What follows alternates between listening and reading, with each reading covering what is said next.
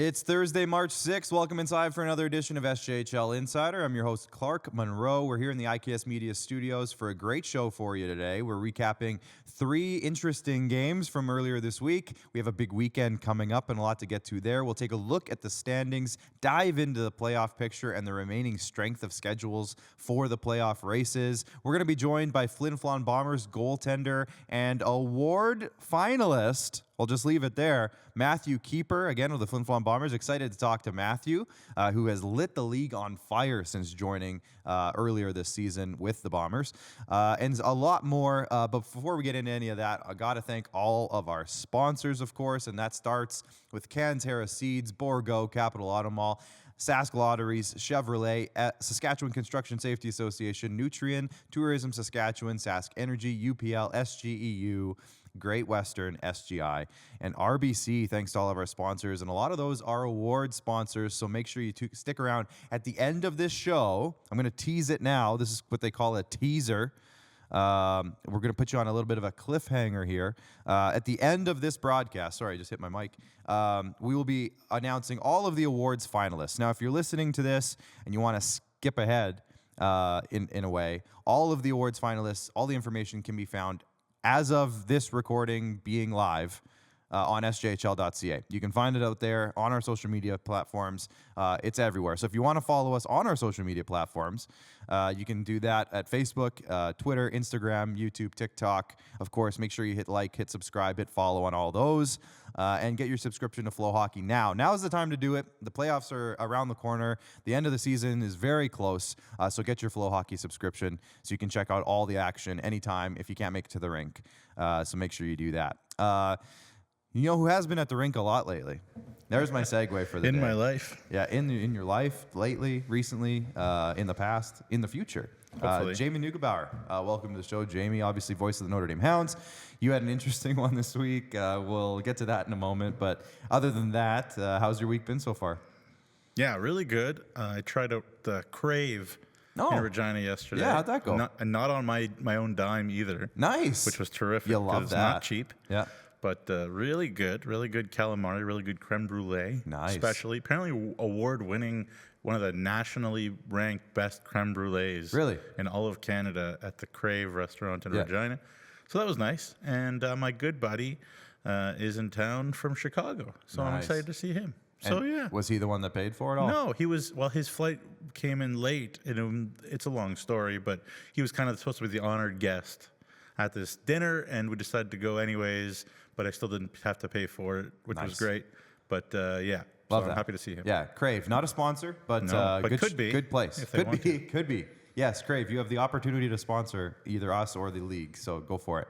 But anyways, yeah, it has been an interesting week, and there's some big announcements, as I kind of teased, Nugsy, that all of our awards finalists are out now. If you're listening to this show, they are out. But we'll talk about them and dive in a little later on in the show as well. Talk about each player and their impact on the season. But before we do that, we got to get to 3 big topics, and that is... that was a little bit of a... I opened the door for it. It's time for the Prairie Proud hashtag. Obviously, Prairie Proud. You can see their stuff all over the set here. I'm going to put it over here, I think, because it'll show up on camera, on both cameras. There you go. Anyways, Prairie Proud hat trick. As we always do with topic number 1, we got a recap. There's 3 games on Tuesday and Wednesday combined. So we'll start looking at the recaps here. This is Tuesday night. As you can see, a bit of a lopsided one in one of them and a tight one in the other one. The Nipawin Hawks come out, squeaked out a win over the Melville Millionaires as they continue to play spoilers. And it's amazing to see what they have been doing in the last 10 games. The Melville Millionaires really needed to win. Nipawin kept them to a 4-3 loss. And then the other one that night, 12-0 Weyburn. Is that goal regulation size or what? Jeez! Yeah, is that, somebody was asking if the nets were regulation size for sure. But it could have gone either way. The score wasn't indicative of how close that game really was. It was indicative of how close the game really was. Yeah, okay, fair enough. And then on Wednesday, the number 1 Melfort Mustangs defeated the number 4 Yorkton Terriers 4-1. Yorkton has now lost 4 games in a row. Not exactly the right time of the year for that to be going down, but we'll get into that in a minute. Let's start back on Tuesday and talk about the Nipawin-Melville game first. The Hawks got off to a 2-0 lead early in the second period with goals from Jack Giroux and Eric Hoynes, and a 3-1 lead by the end of the second period, but Melville did their best to make it close. However, another goal from Jack Giroux sealed the deal for a 4-3 upset victory, Nugsy. Yeah. And the spoilers continue to spoil. The Nipawin Hawks. Gage Roberts made 31 saves in the win, while Nick Jeanette had 21 saves in the loss. Nugsy, I think we've been talking a lot. I've loved this conversation that the Nipawin Hawks have just embraced their role as spoilers so well. 7 wins in the last 10 games. Melville was 2 points out of tying Yorkton for 4th place. They couldn't do it. They couldn't pull out the victory. So how did Nipawin do this? What's going on up there in Nipawin? Yeah, I mean, it's very interesting. They've been a very good third period team the last while. That is so critical.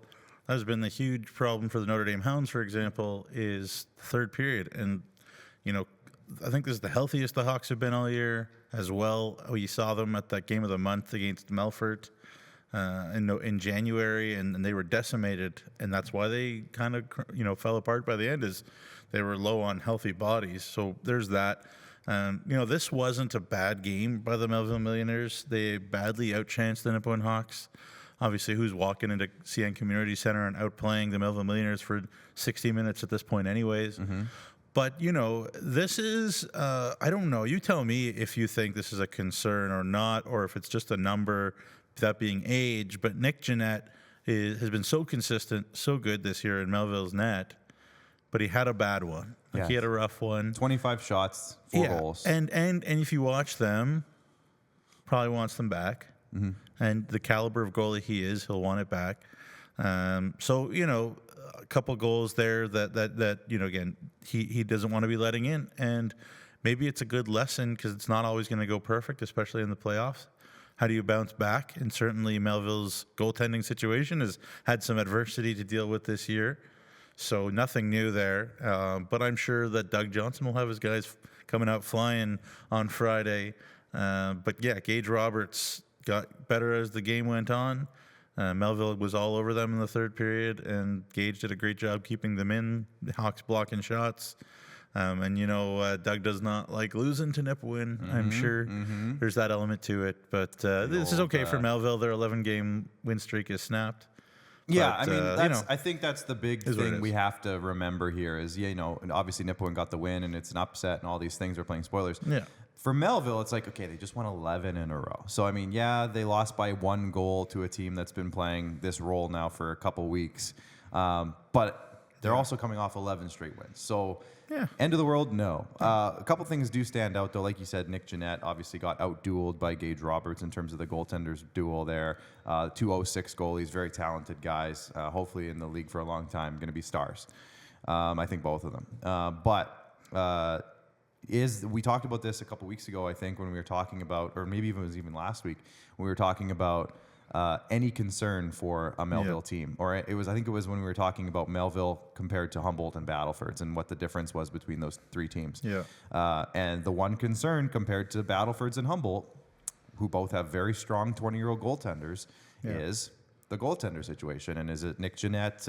Not that he's bad, not even close. We've been singing his praises for a while. He just had a great run of 11 straight wins for the team. Obviously not all him, but in net. But at the same time, compared to those other 2 teams, you got 2 very experienced 20-year-old goaltenders. So is that going to come up in the playoffs? We'll see. You know what? Not even saying they're going to lose or anything like that. Not saying anything like that. I'm just saying it probably will come up in the playoffs. Yeah. It does every year with younger goalies. It's just there's going to be a time where that might come up. He might battle through that adversity, of course. Yeah. For his sake, I hope he does. If that happens, maybe it doesn't happen. But, chances are it is what it is. And the other thing that stood out to me, Nugsy, is we talked about on the show on SJHL Weekly earlier this week. One of the topics for Melville was, can they outscore their opponents when push comes to shove, and they're kind of right on par with those. It was about just over 3 goals a game for them. That was their average, just over 3. They scored 3 in this one. So can they, when push comes to shove in the playoffs and things get tighter, and can they continue the 3-goal pace, but can they also keep their opponents under 3? Because that's obviously going to be, I think, how they're going to win games. They are not going to outscore teams by a large margin. It's going to be tight, and that's kind of what they've shown us, at least in the last stretch, especially. They can win the close ones, but can they outscore? If they have any problems, can they outscore any of those problems? So I think that'll be something that will continue going forward, I would think. The last thing I'll say, too, is, and I agree with everything you say, Thank you. but yeah, the last thing I'll say is every game is, what's the word? It's an an audition rather, Right, sure, yeah. for the next game, because obviously Ben Lorette is more than capable too.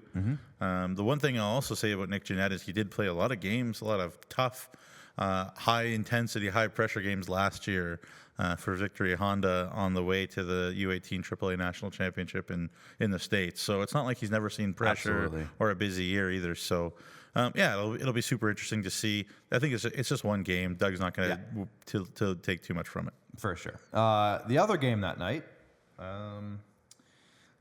what happened in the other one? Is 12-0 for Weyburn over Notre Dame. I'm kind of avoiding this one, honestly. Yeah, well, but let's get into the recap at least. I won't go too deep into it. Lucas Schmidt had 5 points. Luke Decay, Liam Fitzgerald had 4 points. It was 12-0 for Weyburn. They spread out their goals throughout the entire game. So that's the recap there. Lots of first period goals, lots of third period goals. And then Angelo Zoll, I think the story out of it, Angelo Zoll got a shutout, and now he leads the league in shutouts. So that's a pretty cool story in that regard. Well, the thing that I left with it was big time respect to the Weyburn Red Wings in that they never did anything silly. They didn't disrespect their opponent. They played hard. In the post-game recap that was posted on the Weyburn News website that Stephen Wilson wrote, talked to Cody Mapes, and he talked about how his team stuck with the habits that he wanted them to have. You look at World Juniors and whatever, when Canada plays, Latvia or whatever, what do they always say? Whatever the score is, we need to have habits because the next game will be tougher. Sure. And so they did stick with those habits, and they even did this without Ethan DK, and I wonder what the Weyburn Red Wings would have put up if they had Ethan DK in the lineup too. But obviously Cypress Smith-Davis scored against his old mates. I'm sure for him to score, and Wilcox was cool too. There was just nothing but respect, even in a game that wasn't a competition from the Weyburn Red Wings. So I'll give them a lot of credit for that. That's good. Obviously a tough one, so we don't need to talk about it too much. The big storylines, like I said, Angelo Zoll now has the shutout lead. Yeah. He has 5 shutouts this year. Unfortunately for Notre Dame now, it's 16 games in a row now that they've lost. They have game, I think it's Kindersley on Friday, so we'll see if they can maybe get off that streak. Kindersley desperately needs a win on Friday. We'll talk about that later. But we'll leave it there. Big game from from Weyburn in Notre Dame, and you can go look at the stats if you want. On Wednesday, it was a heavyweight affair in Melfort as the Mustangs hosted the number 4 Yorkton Terriers. Yorkton got off to an early lead with a goal from David Coyle, but other than that, Riley Kotai put the team on his back. He scored the next 2 goals. He assisted on the third one by Ty Thornton, and then Ashton Paul kind of capped it off halfway through the second period. That's all they would need for this one. Callum Craig made 30 saves in the loss. Christian Coombs made a solid 20 on the night in the win against a very tough opponent. Other than the first 10 minutes, Nugsy, it kind of seemed like Melfort kind of just shut the doors and got the goals they needed to score, and then they kind of poured it on later in the third. But this seemed like a very good effort overall by a heavyweight team. It was a heavyweight matchup. This could be, depending on how it all goes, this could be a playoff matchup. Let's say Yorkton finishes 4th. And all 4 top 4 teams win their first round series, they could end up seeing each other in the second round. Obviously, David Coyle scoring against his former team is kind of a cool storyline, the Clay Sleva trade from last year. But what did you see in this game? Because this was kind of the one that I think a lot of people had their eyes on in terms of measuring stick, in terms of messages sent across the league, stuff like that. Well, I was curious to see how Melfort would come out, given that the fact that they clinched first overall up in Flin Flon last weekend. And obviously the answer is Trevor Blevins teams don't take their foot off the gas, no matter who's injured and who's this and who's that. And yes, like the Mustangs and the Bombers and everybody to some degree is talking about we're injured, we're sick, blah, blah, blah. But that is why you build in a ton of depth. Yeah. And the Melfort Mustangs have more depth than anybody. So it's hard to find sympathy in your soul for them when they're injured and whatever, because they just have so many guys that they can put in spots. And, the biggest difference for me when Riley Kotai is the man and he's dominant and when he's not is, it sounds simple, but it's when he plays fast. He can protect a puck. He can carry it around the outside. He can skate it against anybody in this league, and he can just hold it out there for a shift of a minute, 45 seconds, and do nothing. And then the shift's over, and what did he get? He got nothing. But he had the puck, which is nice, but it's not producing. Yeah. But in this game, I liked he was going to the dirty areas. He was moving it fast. He was shooting it fast. And when he does that, he's not playable by any defenseman in this league. Like, he is a D1 caliber forward in terms of his skills that way. And so, he's a man against boys sometimes when he does that. He did that tonight, or in that game rather. Yeah. It was tough. I think on one of the goals, a Yorkton player had a breakaway a second before, and then the Mustangs came back right the other way and scored the second later. So that was kind of tough. And Callum Craig had a very, very good night, kept the Yorkton Terriers in it. So it'll be interesting to see, down the stretch here in these big games coming up, whether it's Craig or Farrow getting the bulk of the action in the Yorkton net. That'll be a question mark. I don't know. Yeah, it'll be very interesting to see. It wasn't a bad effort by Yorkton. I just think it was interesting to see how Melfort would come out if they had any hangover from celebrating or whatever, being first overall. Clearly there wasn't. No, clearly not. And I think even though that they know that they're going to be first overall, Blevins will want them to hit the ground running once the playoff starts and take nobody lightly, because, first of all, they kind of have to, because it's not going to be easy in the playoffs, I don't think, for anybody. No. But second of all, that's just the way Trevor Blevins coaches. Yeah, there you go. So. Well, I think that's the recap. Let's leave it there, because we have so much more to get into this show. So I want to get into that. Let's have a look now at the league standings. We'll talk about kind of how the playoff race is shaping up now. The Humboldt Broncos definitely have more than 2 wins on the year. That's the only thing I'll say, and then we'll dive in. If you're watching, you know what I'm talking about. If you're listening, don't worry about it. But as you can see, the Melfort Mustangs, yes, they have clinched regular season championship with that Y beside their name, 86 points. The Flin Flon Bombers are comfortably in second place with an 8-point lead over the third place, Weyburn Red Wings with 66 points. Yorkton has 63, Melville has 61, Battleford's 59, Humboldt 57. So from 4th to 7th, each team is separated by 2 points, 63, 61, 59, 57, which could mean a whole lot of changes this weekend, depending on what goes down. Kindersley has a 1-point lead over LaRange. Kindersley has a game on Friday night. LaRange does not, but they do have the same amount of games remaining. So after Friday night's game, again, Kindersley is in Notre Dame for a game against the Hounds. If Kindersley wins that, they will have a 3-point cushion. If they don't, though, LaRange is only 1 point back with a game in hand in that scenario. So we'll have to see what happens there. Keep an eye on that one. Again, LaRange with 49 points in 9th.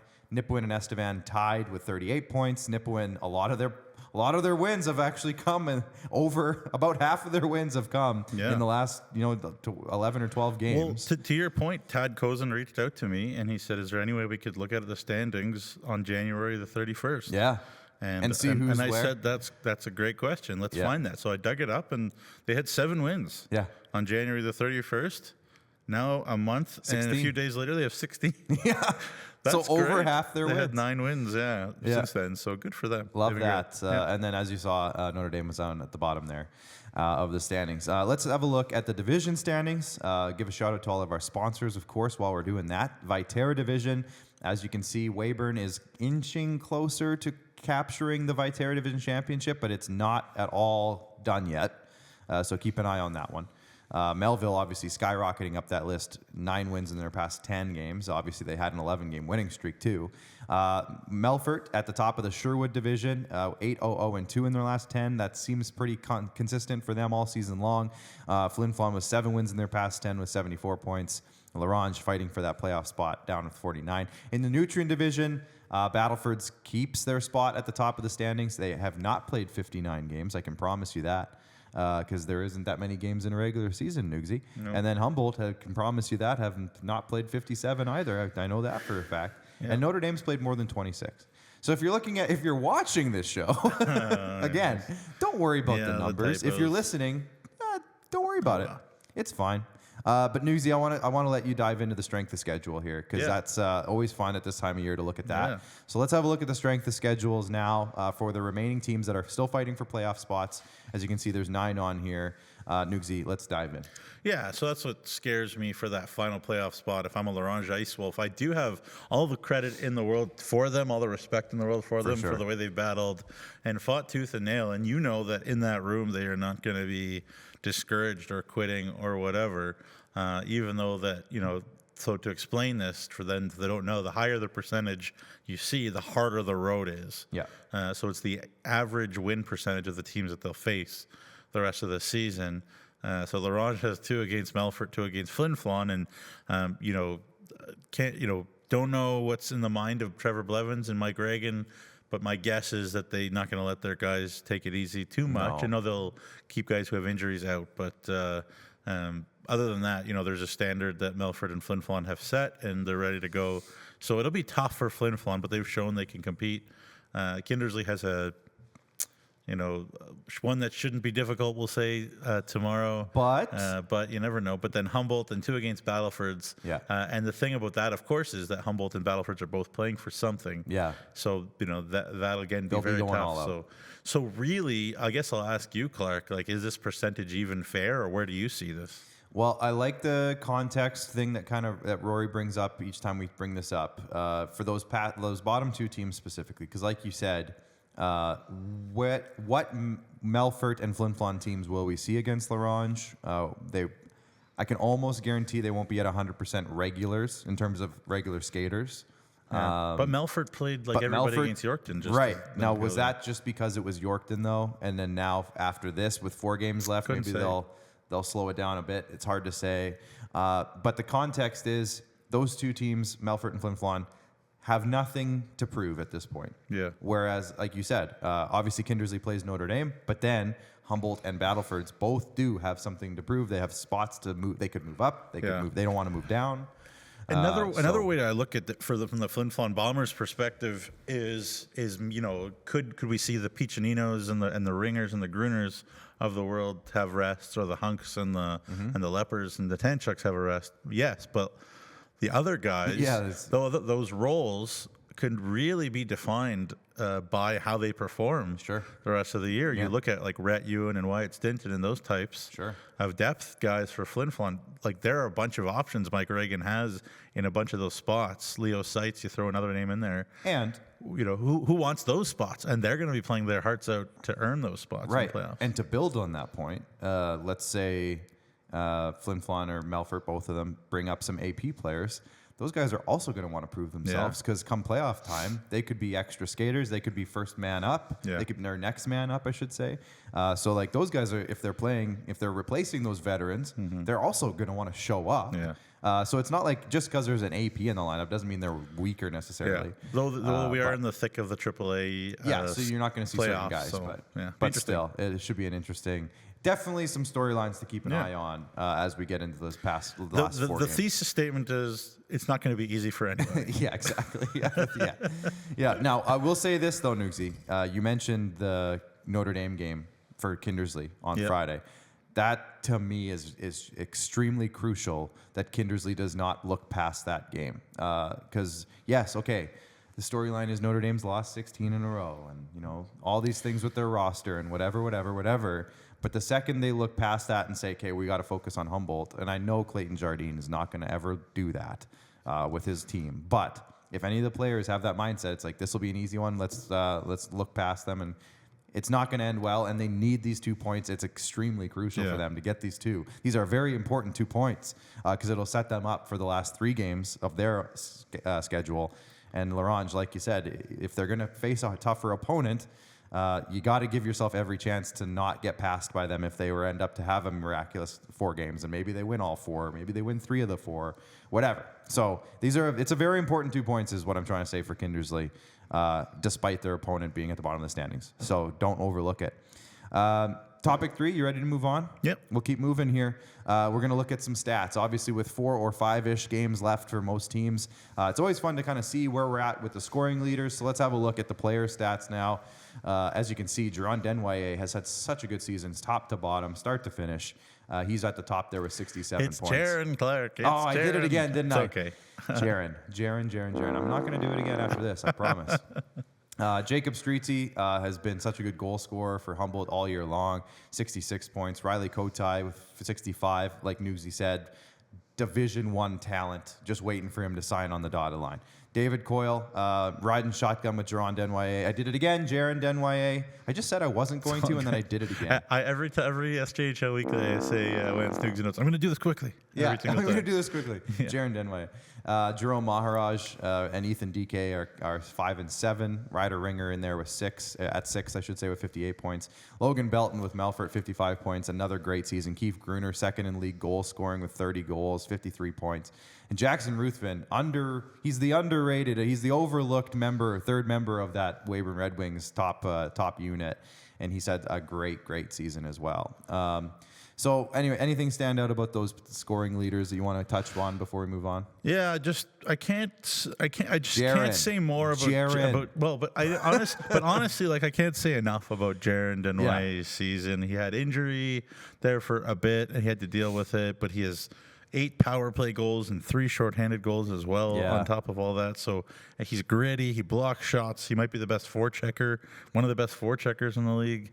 Like he really does it all for Yorkton, other than take faceoffs because Coyle's his centerman. Talk about D1 but he just does everything. Right? Yeah. And honestly, like if there's a D1 coach watching, incredible kid, incredible family too. Like he's just the total package that Emery Lawson has there. So he's just got to be so thrilled to have watched that kid all year. And for that D1 coach that's watching, when you call to talk to him, his name is Jaron. Yeah, it matters. I feel so bad because I did it. Okay. I did it so many times. But anyways, Jaron Denwye, a lot of D1 talent. Can we bring up the player stats? One more time, Stephen, just because I want to point something out. As Nugsy mentioned, of this list, obviously there's a couple guys at the bottom, but at the top, he has the fewest games played as well. So just wanted to point that out because Newsy did what say a remarkable year. He dealt with some injury. He missed, 2 weeks or something earlier in the year. A couple game here, game there. And the Terriers struggled a little bit. And they did. When he was gone. It was noticeable for sure. Let's bring up the defenseman stats now because there's no defenseman in the top 10 in this list. But if we look to the defensive scoring, there's lots of defensemen in this list because they're all defensemen. Max Chakrabarty has lit the league on fire this year, 47 points in 51 games, almost a point per game. A power play, what do you want to call him? Fiend. A power play fiend. 30 of his 47 points are on the power play. Pretty good. Yeah, and they have a great unit there in Weyburn as well, so definitely helps. Ty Thornton with such a good year, and honestly, I would almost say we interviewed him on the show earlier this week, but I would almost say like quietly, second place. Well, He has 40 points, but he doesn't chase it. Yeah, like he doesn't do anything cheating. Yeah, he just plays the game the right way in every way, and it comes to him. So. Quietly second in the league in defenseman scoring. Oakley McIlwain, not a surprise there, 39 points. Such a great player. He can't stop getting hit in the face with a puck, though. Yeah, stop getting hit in the face with a puck. He's just chiseling away. His face, his skull is just getting chipped away. Facial reconstruction surgery by puck. Yeah, he's been not the best way to get facial reconstruction surgery. Rylan Silzer, obviously he's been hurt for a little bit here, but at the same time, he's had such a good year.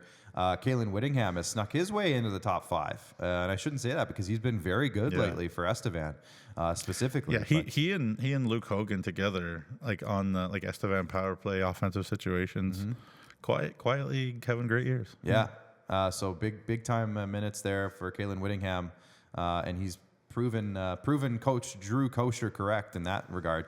Trey Fouquet, solid season for him, 34 points. Luke Lepper, such a great underrated player in Flin Flon just because of the guys he's got above him in the depth chart. And the guy right behind him in the points is Liam Hunks. He's one of them. Cole Tanchuk, of course, the other, who's more of a shutdown defenseman. Thomas Rees, such an amazing rookie season from Thomas Rees with 31 points. And Jackson Herchak, same there, 30 points for him. Speaking of rookies, let's have a look at the rookies. And those two guys will be on this list, and as well as Max Chakrabarty and technically Nikita Ivashenko. But we kind of cleared it up with him that he's not. He doesn't even think he's a rookie. We cleared it up with the commissioner, more importantly. And the commissioner. So technically, the website shouldn't have him on there What Nikita anymore, thinks he is less relevant than what the commissioner thinks he is. Yeah, apparently. Tate Donkin, though, having a great year for Larange, setting him up to be a superstar in this league for years. That whole the Donkin Dembo line has been just marvelous for so Larange good. lately, And honestly, keeping them in a playoff race, let's be honest. Yeah. Will Witter and Nipawin, so good lately, especially. You mentioned Luke Hogan for the Estevan Bruins. He's in that conversation with 31 points. And Nugsy, had he not missed time, he'd probably be at near the top of this list as well. He's only played 37 games this year. You add another 10 or 12 or 13 games to that, he'd probably be up over 40 points as well. He's having a really good year. Hudson Kerr for Notre Dame, 31 points. Same amount of points and goals and assists and everything as Luke Hogan, but 14 more games. So think about that, like I said. Thomas Rees right there, 31 points. Simon Perini in Melville has had such a good role. He's been one of those guys who's really stepped up since the absence of those two guys that left Melville. He's really stepped up into that role. So big season for Simon Perini. Jackson Herchak, again, mentioned him. And Connor Watson. He's been so good for Nipawin lately. So shout out to Connor Watson. Anything on the rookies? Yeah, I just hope Perini is not too hurt. He left the game against Humboldt. I guess what would that have been, Saturday or whatever it was, and did not look great, unfortunately. But hopefully it's not serious. Yeah, because he's top line centerman there for Melville. 18 goals. And, big time player for them. So, again, we always talk about how it's about the system and the team and the collective for Melville, but you do need those guys. And he's been good all year. And for a team that needs any goal scoring they can find, a guy 18 goals out of the lineup doesn't help. No. Let's look at the goalies now because I'll tease it. We have a goalie coming up, Matthew Kieper. He's in and ready, so we're going to talk to him very shortly, and he's at the top of this list. Look at those loss numbers. Ones across the board. 24 games played, 21 wins, 939 save percentage with a 173 goals against. Unreal stuff there, and we'll talk to him momentarily. Christian Coombs, 32 games. Man, has he been good. 2.0, two flat goals against with a 928 save percentage. Those two guys, unbelievable seasons. Can't say enough good things. His backup goalie, Madden Malacca, is right there with 21 games played. He's got 17 wins. His losses are also very similar to Matthew Kieper's in terms of not many. 17 wins in 21 games. Unreal stuff.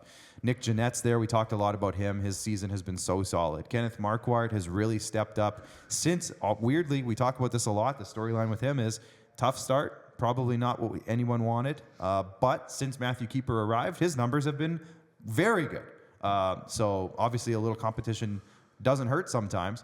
Angelo Zoll's numbers, maybe they dipped a little bit after Dazza Mitchell left. However, he's been so good, and it's not shown on this list, but Angelo Zoll does lead the league in shutouts. Brett O'Halloran's rookie season has been nothing short of magnificent. He's played 34 games for Kindersley this year. Dazza Mitchell there, his numbers are fantastic. We knew that would be the case, though.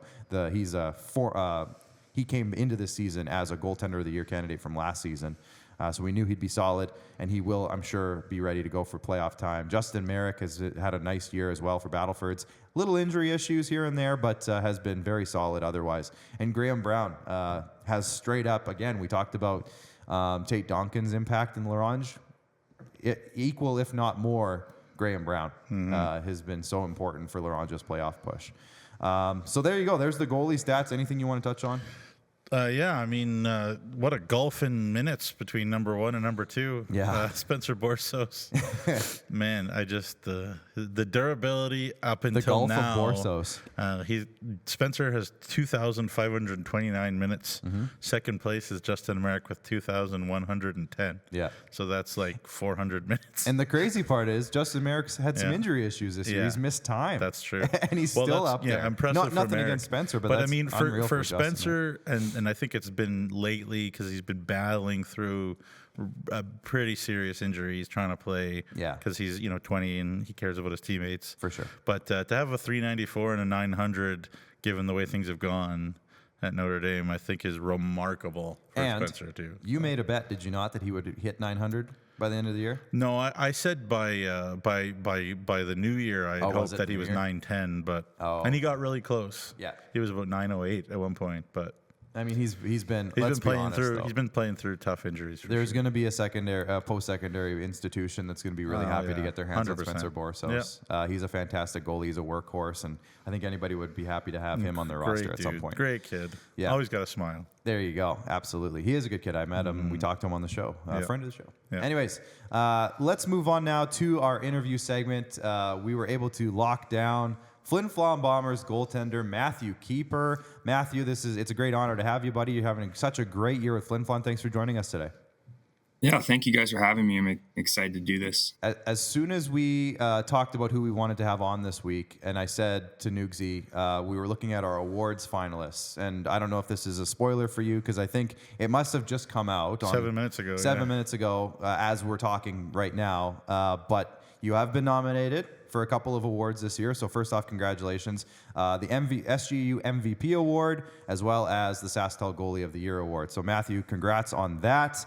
I'll let that sink in for a minute. But the second thing I thought of when we talked about who we should have on, and we mentioned your name, I said, oh boy, I'm old, because I worked for the Pats when Matthew Kieper was drafted by the Regina Pats, and now he's in his 20-year-old year. So thanks for making me feel old, Matthew. But let's talk about your season so far. Obviously, you came in kind of halfway through the year, but boy, has the season changed around for the Flin Flon Bombers since your arrival. Can you just talk about kind of your fit with the team and how that transition worked out so well for you?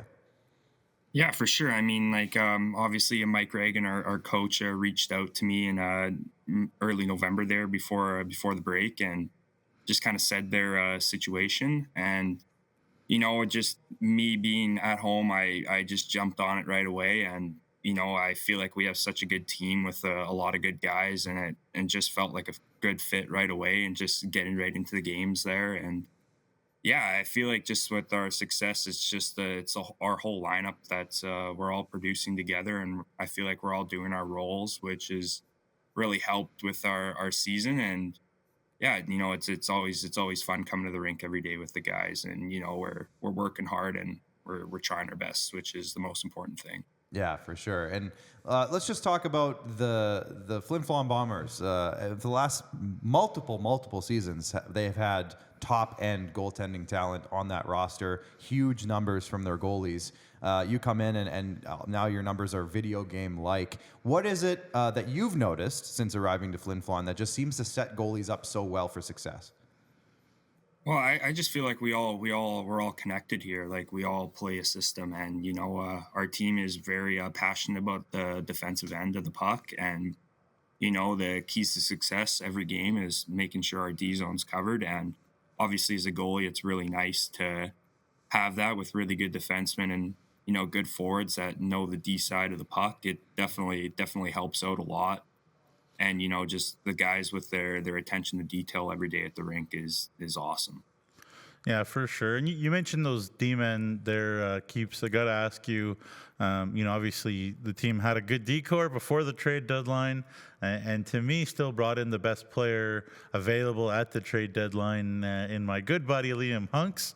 I guess just talk about maybe what Liam has added and how much he's really impacted. The fact that what Mike talks about, he could either have either Hunks and Tanchuk as a pairing out there, or Lepper and whomever out there, and that's got to be a good feeling for you guys. Oh yeah, I mean, it just adds. I feel like it just adds a lot of depth to our lineup. And with Hunksy's been playing on our power play, and they've been effective. So it's definitely nice to have a D-man that can put the puck in the net and also set guys up offensively, but also knows his role defensively. It's definitely nice to just add another all-around guy to the lineup, and it gives. I feel like it just gives our team confidence. With whoever is out on the ice, they're going to do a great job. For sure. I want to talk about the impact of confidence on you because, obviously long Western League career, and not by accident, the talent was there and clear for anybody that saw you. But maybe people look at the numbers and say, oh, what about the numbers? What about the numbers? But then you come here and you show up and they say, oh yeah, it's a little bit lower than the Dow, blah, blah, blah. But the confidence piece for you has to be just so massive, someone to trust in you and to play behind a team that's consistent. I guess what has gone into, the type of dominance this year for you that you have achieved? Well, I just feel like it's just when someone believes in you, you want to do everything you can to play your heart out for them. And, Mike Reagan since day one is a guy who's believed in me, and, he's a guy who's believed in my ability to play. And, also with our team, we're a really good team. But, just having a coach that believes in you and wants nothing but the best for you really, I feel like that really helps with confidence just for any kind of player that, has a coach that pushes you every day to succeed, and someone that's hard on you but also knows what you're capable of. It definitely, I feel like all those factors definitely go into helping a player succeed no matter at what level you're playing at. It's definitely awesome to have a coach like that. Yeah, and speaking of levels and speaking of a situation where a coach believes in you, obviously Connor Bedard probably better than most and faced him, and obviously he's in his second year and he's still really young. I guess just talk about maybe some perspective that you had being his teammate for such a long time. I'm sure guys ask you, what was it like to play with Bedard and face Bedard in practice and whatnot. What do you say when people ask you that? I just say that he's an all-around guy. He's just, he's an amazing teammate and an amazing leader. And obviously his play on the ice doesn't need to be explained, but just the kind of guy he is off the ice, he's truly an unbelievable leader. And, it was an honor to play with him, just helping me get better every day in practice. And, I feel like that's just characteristics that any guy who has aspirations to play pro hockey needs to have. Just you need to carry yourself off the ice with that professional attitude. And, that's something that he does on a daily basis. And that's definitely why he's really successful. Yeah, for sure. And, I think another element to, coming into now to Flin Flon and you doing so well and just the whole mystique around being a Bomber. But obviously, that might not be something that's that different for you, obviously being in Swift Current where they care so much and at times, with the Pats and different situations that you've been in. I guess how does kind of the Flin Flon lore, the fact that it's almost like a mini NHL team up there and the way that people watch you guys and look at you, how does it kind of compare to some of your experiences in the Western League that way? Well, I will say it's absolutely unbelievable. Getting to play in the Whitney Forum, it's a truly an iconic rink. And yeah, like you said, I've definitely been in some unique situations just throughout my career, but I feel like just every town is unique in its own way. And, especially here with how passionate everybody is about hockey and just the Bombers in general, it's definitely awesome. And just being able to be a role model for the community and, having lots of pride wearing that Bomber logo every day. It's definitely truly an honor, and it's been an honor everywhere I've played in my career, but it's definitely really special up here, especially in my 20-year-old year.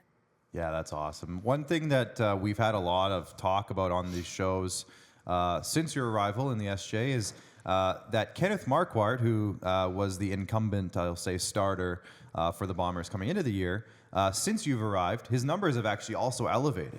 So what's it like, the internal competition, you guys pushing each other? What's your relationship like with Kenneth Marquardt? Kenny's an absolutely amazing human being, and he's a great goalie as well. The one thing about my career is every place I've played is I've had an absolutely amazing goalie partner. And, Kenny's just, Kenny goes to the rink every day with a good attitude. And, I feel like we push each other every day, which is, really good when you have two goalies that just want to work and want to have fun. And, it's definitely awesome getting to share the net with him and, having him and having us in each other's corners. It definitely, I feel like it makes life a lot easier for goalies when you got someone on your side like that you can talk to and, just kind of relate to about the struggles and, how much of a grind it is during the year. It's awesome to have a great goalie partner. And Kenny's amazing. I got nothing but good things to say about him. Yeah, for sure. Love to see that when both goalies push each other and help each other and kind of have that compete versus, but also you want the net every night type of attitude. That's what it needs to be for a team to win, in my opinion. So gotta love to see that. Last question for me. People who are just listening to this won't be able to see it, but Matt is wearing a Blue Jays cap. Oh. So I gotta ask you, Matt, just talk about, how big of a Blue Jays fan are you? Do you just like the cap? And maybe just give us a thought as the Blue Jays head into a season of questions, as they obviously want Vladdy and Bo and those guys to do well, but maybe not so well that they leave and we never see them Blue again. Jays corner with Matthew Kieper. Yeah, I feel like just being Canadians, like you gotta love the Blue Jays, and yeah, I mean, I really hope Vladdy does decide to stay, but yeah, there's definitely a lot of uncertainty going on there, and yeah, I don't know, like I like watching the games a lot in the summer, and obviously the last couple of years haven't been kind of what they've expected, but I'm just hoping they get back to kind of that 2016 stage where they had Bautista and Donaldson and all those guys, and they were hitting bombs. It was a lot of fun watching that. So, yeah, who knows this year? I'm obviously optimistic and excited for them, but yeah, it'd be nice to see them back in the postseason. And speaking about favorite teams, you're a Winnipeg kid, so the Jets having the season they're having, I'm sure, must be pretty exciting for you. Are the Jets your team? I'm assuming they would have to be, no? Oh yeah, of course. They're the best team in the league for a reason. And I used to grow up going to Jets games all the time. And actually, it was nice because for the little showcase break there in Winnipeg, the Jets are playing the Flames. So me and the guys on our team here, we got to go to a game, and it was awesome. I mean, I love the Jets, and especially the whiteout street parties during the playoffs. They're a lot of fun to go to as well. And yeah, it's definitely a place. It's unbelievable to see that your hometown team is doing good, and I just hope they go all the way this year. That'd be pretty cool. Yeah, well, I just looked at Twitter. They just made a trade. They picked up Chris Driedger from the Panthers, so they made a goalie swap. Oh yeah, and he's a hometown guy. He's hometown from guy. Winnipeg, so that's pretty good. So there you go. Last hockey question for you in terms of your own team. Got Battleford's coming up this weekend, back to back at the Whitney Forum. Then you're on the road in Nipawin and La Ronge, and you close out the season against La Ronge again. What's the message for the team going into these last 5 games? Because obviously you guys have locked up second place. You've locked up second place. So what's the mentality? Are you pushing? Are we taking it a step back? What are we doing in the last 5 games for the Flin Flon Bombers? It's 5 hockey games. It doesn't matter what our place is in the standings right now. We have 5 games left. And, we really need to make sure we're doing our job to prepare for the postseason and just kind of get ourselves ready the best way we can. And, we've been working really hard in practice, haven't changed the way we work, because now with it coming down to crunch time, we have to be as ready as ever. And we got to make sure we're on top of our games. And I feel like all the guys, we're all preparing our best. And, we just got to get ready to play like any other weekend, doesn't matter what time of the year it is. And this weekend, a potential first-round playoff matchup with Battleford. So I'm sure there'll be some messages wanting to be sent in this one. Nugsy, you good? Yeah. Awesome. Hey, straighten it up, Keeps. It's not my fault. Team SJHL White lost on that morning of the day. Because, of course, I went in and did the starting lineups, and everybody looked at me in the room like I was from outer space and had a third eyeball, and then they went out and didn't play very well. Yeah. So. Was it Nugesy's Was it fault? my That's the way she goes sometimes. No, it wasn't your fault, Nugsy. It's all good. What a relief. I'm sure in the second intermission, all the guys were like, dang it, if only Nugsy didn't announce our starting lineup. No. Well, Keeps, thanks for joining us today. Say hi to all the guys for us, and best of luck the rest of the way and into the playoffs. Yeah, for sure. Thank you guys so much for having me on. There we go. Matthew Kieper, award finalist, and we'll talk about that right now. Let's actually dive right in and talk about the awards he is nominated for, and everybody else, actually, for that matter. So here we go. This is the big moment everyone's been waiting for, outside of the interview, of course. But let's start with, thank you. Yes, that was actually wonderful. Can we do that again? Yeah, drum roll, please. Thank you.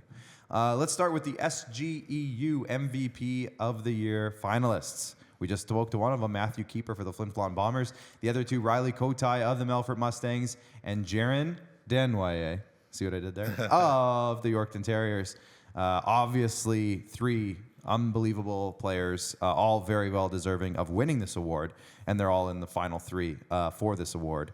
Any thoughts, Nugsy, on the final three for the MVP? Yeah, I got it right. Probably the league's best goalie. Yeah. Maybe the league's best sort of all-around forward, and then the best point-producing forward. Usually how it goes, Kotai has 33 goals. Kieper leads the league in all the goalie categories, and Denway does it all. So they got it right. Absolutely. Very, very well-deserving trio there. Let's move on to the Borgo Forward of the Year finalists. And we see a couple repeats from the last award. You add in Jacob Streetsy of the Humboldt Broncos, who's been just top-notch in terms of, if you look at his points compared to everyone else on the team, he's got like a 20-point lead or something for the Humboldt Broncos in terms of team lead and points. Riley Kotai again for Melfort, and Jaron Denway again for Yorkton. I've seen Streetsy lots over the last couple of years. His improvement every time I see him is marketable. You can see that every single time. He's such a pure scoring type of player.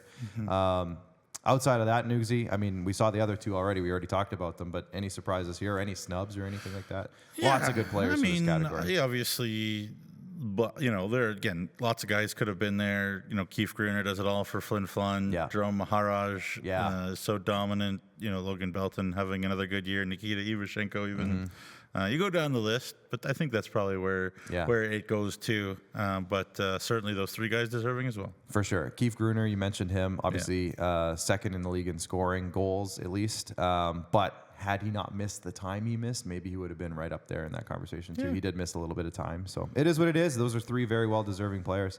The Super U Defenseman of the Year finalists. We look at Nick Andrusiak of the Melfort Mustangs, Rylan Silzer of the Larange Ice Wolves, and Max Chakrabarty of the Weyburn Red Wings. Nugsy, these three very well-deserving players. Yeah, I mean, I've talked in public a lot about how I think Nick Andrusiak is the best all-around defenseman in the league.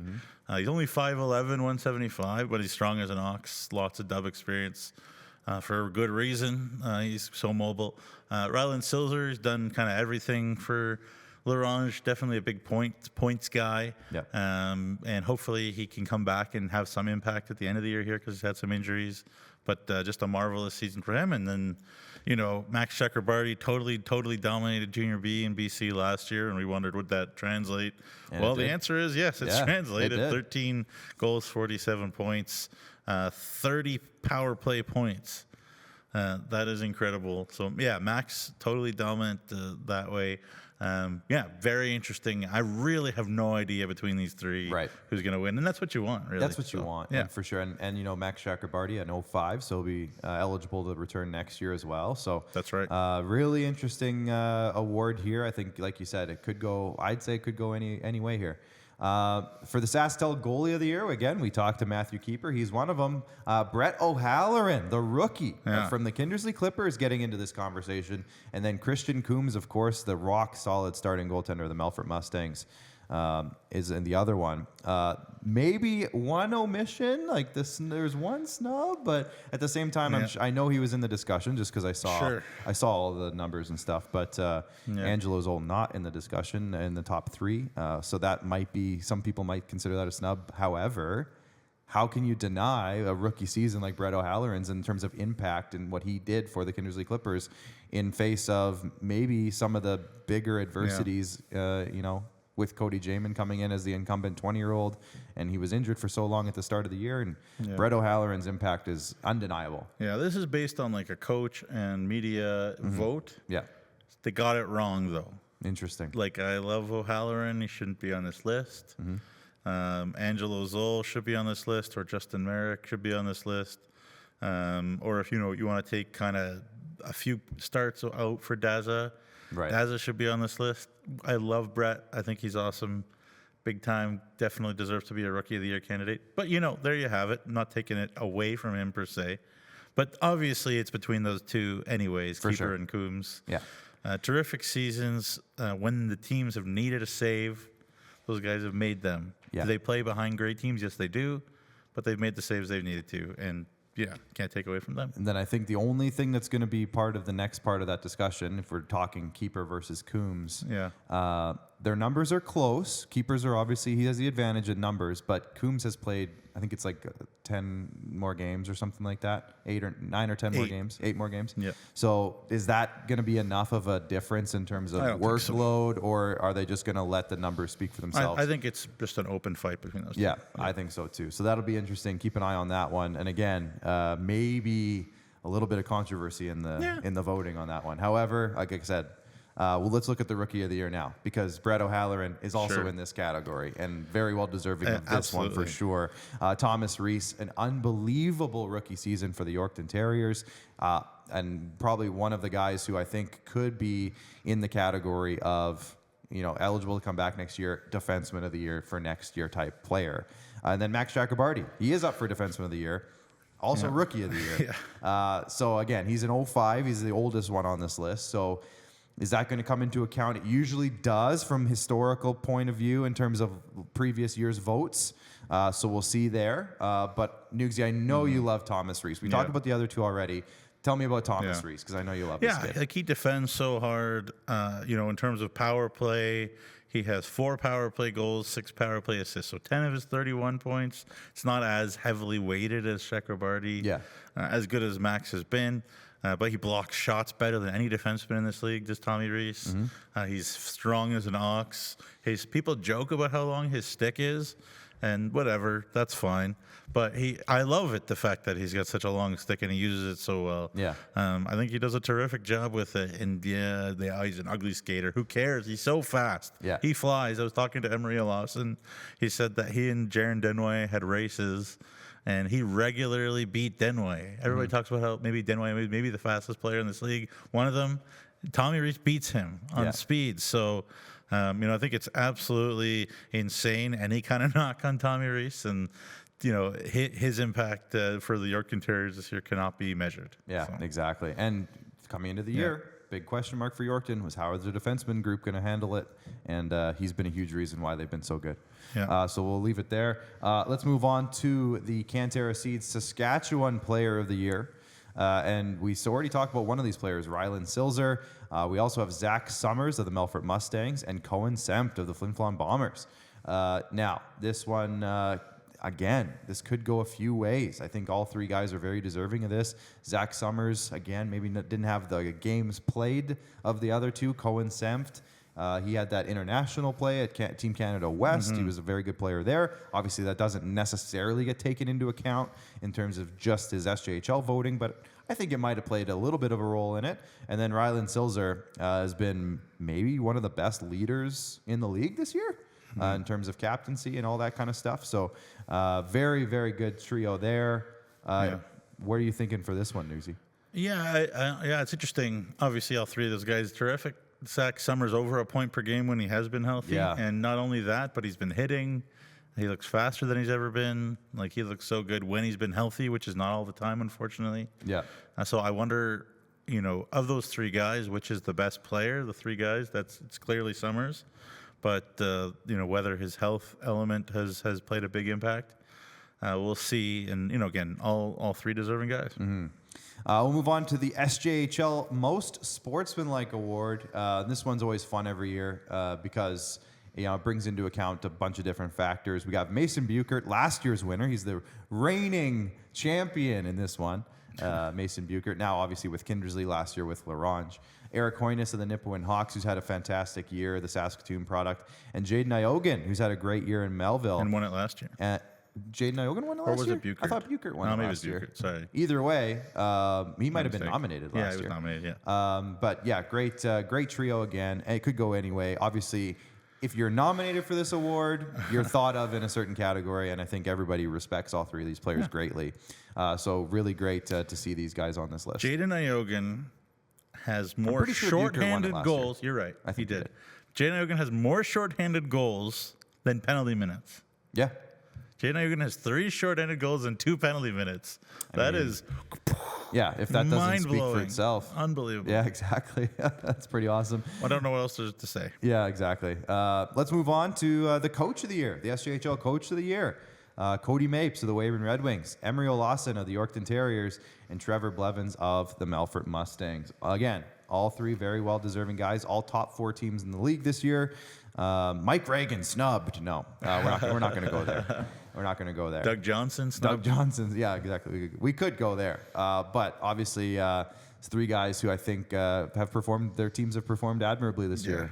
Trevor Blevins, what can you say? He's a perennial nominee for this kind of award.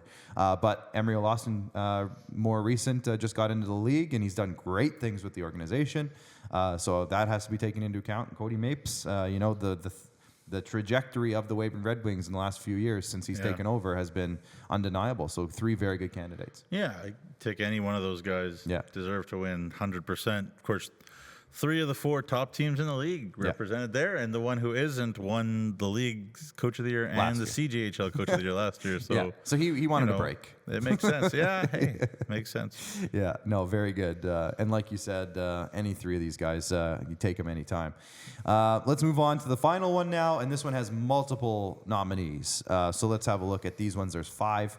Joey Lees of the Flin Flon Bombers. I guess I should say this one's for the RBC Community Ambassador finalists. And this one is voted on by you, the fans. The voting hasn't started yet, so chill. It'll start March 19th. March 19th on our playoff preview show day. So chill. You can't vote yet, but you will be able to vote online at sjhl.ca. Get your mouse fingers ready. Yeah, and it'll be open for approximately a month. About a month you'll have time to vote for this. But Joey Lees, last year's winner of the Flin Flon Bombers, Nolan Roberts of the Melfort Mustangs, Tylen Hendrickson of the Yorkton Terriers, Lucas Shinborn of the Battlefords North Stars, and Gage Roberts of the Nipawin Hawks. 5 very good players, 5 very good community ambassadors. So congratulations to all 5 of those guys, and we love to see the community involvement and everything that those guys do. All 5 of those players received $1,000 to give to a school in their community, and all of the players did, I guess I should say, but those 5 specifically, and then the winner of this one will receive another, was it 5,000 towards another? I think so, yeah. School? So they got whoever wins this one gets an even bigger prize to give out to their community. So it's fantastic stuff. Thank you, RBC, for that one. Any final thoughts on the award finalists? I think it's funny that Nolan Roberts is very mean to the other team and very nice to his community. It's community ambassador, not on ice ambassador. I do love that kid. I'd take him on my team any day of the week. And Gage Roberts. Hey, just what a remarkable second half of the year. You know, they brought in Nathan Clayton. Then he moved on. They had Endall. He moved on, and Gage just kept playing well, put his head down, got Nipawin gear to show, what that meant. He was wearing his Fort Saskatchewan, Alberta midget stuff or U18 stuff for a while. And then he got Nipawin gear, and that tells you that his commitment to the team, to the organization, and he's been remarkable for them. So, great to see all those guys. And Joey Lee's trying to make more money for Ruth Betts. But boy, do they love Joey up in Flin Flon, so fair enough. Do. One note, you just mentioned Tyson Endall. Our good friend Jeremy Corrigan was giving me a quick inside report on the, I think the KIJHL is in their playoffs right now. And Tyson Endall got a start against, so Jeremy lives in Williams Lake, BC. He got a start for the 100 Mile Wranglers, I think. That's where Tyson is. 100 Mile House, I think. 100 Mile House. Yeah, 100 Mile House Wranglers, I think their name is. And Tyson Endall was in net, and Jeremy was there watching it. So he texted me. He said, Nipawin Hawks legend Tyson Endall is in net right now in the playoffs in the KIJHL. So I thought that was pretty cool. So shout out to Tyson Endall, I guess. The BL and the Endall. There you go. Exactly. Let's have a look at this all-important upcoming weekend, because there is a ton of stuff going on in terms of storylines. We have to keep an eye on 2 Viterra Division matchups to kick off Friday. Yorkton is going to be in Estevan. Yorkton is 2 points up on Melville, 2 points back of Weyburn, sitting in that 4th slot right now. So a win would be huge for them. Estevan has lost their last 2 games, so they want to bounce back and stop that streak. Melville is in Weyburn, taking on the Red Wings. Again, I just mentioned it, but they're like neck and neck in playoff battles, and Melville's only 2 points up on Battleford, so they're going to need these 2 points to make sure that they don't lose any ground. Battleford's is in Flin Flon. This is a potential first-round matchup, depending on how the cookie crumbles. So I know that both teams are going to, we just talked to Matthew Kieper. they're not necessarily taking anything off. So they'll be more or less full steam ahead. And again, if this is a potential playoff preview, they're going to want to send a message against Battlefords and vice versa. The Nipawin Hawks are in Melfort to take on the Mustangs. They are one of the hottest teams in the league right now, Nipawin. So we'll see if they can keep that up against the number 1 ranked Melfort Mustangs. And then Kindersley, a very important 2 points on the line against the Notre Dame Hounds in Notre Dame. On Saturday, Weyburn will switch venues with the Melville Millionaires and take on the Melville Millionaires. I don't know why I said it that way. But it's a special 3 p.m. start time. I don't know. Do you know what that's about? Why it's a 3 p.m. start time on Saturday in Melville? Not sure. Just for fun. Just for fun. Just for laughs. Notre Dame will then move on and take on the Humboldt Broncos in Humboldt. And then Estevan and Yorkton flip-flop venues to take on Westland Arena, I should say. And then Battlefords will play Flin Flon for that second part of that that back-to-back Wow, I can't talk right now. Back-to-back at the Whitney Forum is what I'm trying to say. And then we have 2 games on Sunday as well to cap off the weekend. L'Orange is in Melfort. Again, a huge game for L'Orange. We'll see what kind of lineup Melfort comes up with for that one. And Kindersley and Humboldt, a huge one there. So, Nugsy, anything you're really keeping an eye on this weekend? Yeah, I mean, the title one is Melville-Weyburn. Got to be that 2-game in each or head-to-head, home and home rather they call it. That's the official term. Yes. And hey, it should be a doozy. Should be playoff type. Yeah. And as I said before, I'm curious to see. It's almost harder to come and play a game like that after such an easy one, where they put up 60 shots for 12 goals for Weyburn, and then have to play a Doug Johnson Melville Millionaires team that's maybe a little rattled after their win streak was snapped. So how those 2 teams come out Friday night at the Crescent Point place will be absolutely fascinating. So that's what I got. The storyline here, the underlying storyline, is that if Melville wins both these games, they tie Weyburn in the standings, 65 points. So stay tuned. Or did I get that right? Weyburn is 66 right now. So they'll move in within a point, I should say, of Weyburn. So that'll be huge. And into 4th, depending on what Yorkton Depending does. on what happens with Yorkton and Estevan in their series. Yeah. So very, very crucial weekend. So keep an eye on everything. And if you can't make it to the rinks, which should be your ultimate priority, is to get out to the rinks for these games. Because it is wrapping up soon. So get out to the rinks, get your tickets, support these teams in their playoff pushes. But if you can't, get your Flow Hockey subscription. Yeah. There it is. Flow Hockey. That's the spelling. Go do it right now. Get it now before the playoffs start. It's the best time of the year to do it if you haven't already. But also, if you can't make it, we will have you covered on Facebook, Twitter, Instagram, TikTok, and YouTube. So please head over, hit all the like buttons, hit all the subscribe buttons, hit all the follow buttons. I have one more thing to say. Yeah. If you're in the Regina area, if you're in the South Sask area, please consider coming to Wilcox either Friday night or Sunday afternoon, the 14th. It's history, or 16th, pardon me. It's history. The last time the Junior Hounds will play. Obviously, they started in 1987. Just 2 more chances to see the Junior Hounds play. A couple people asked me if they need to buy tickets ahead of time. I said, you don't need to. Just show up and pay and come in and, say hello and share a memory and, come and make a presence for these young Hounds players and for the teams that they're playing. I really would appreciate it, and I think you would maybe regret it if you don't. So give it come out and honor some history. Yeah, I'm definitely going to do my best to get out there for at least one, if not both of those ones. So definitely hope to see you guys there. So lots of hockey this weekend. Get to the rinks if you can't. Make sure you get on all of our stuff to get all the coverage that you might miss. And thank you to our sponsors, again, one more time on this broadcast. Cantera Seeds, Borgo, Capital Automall, Sask Lottery, Chevrolet, Saskatchewan Construction Safety Association, Nutrien, Tourism Saskatchewan, Sask Energy, UPL. Where's UPL in this office? On that door in the back there, you can see it. And also on the wallpaper, I guess. SGEU, Great Western, SGI, and RBC. Shout out to everybody. Thank you all for tuning in and watching. Keep it locked on SJHL.ca all weekend.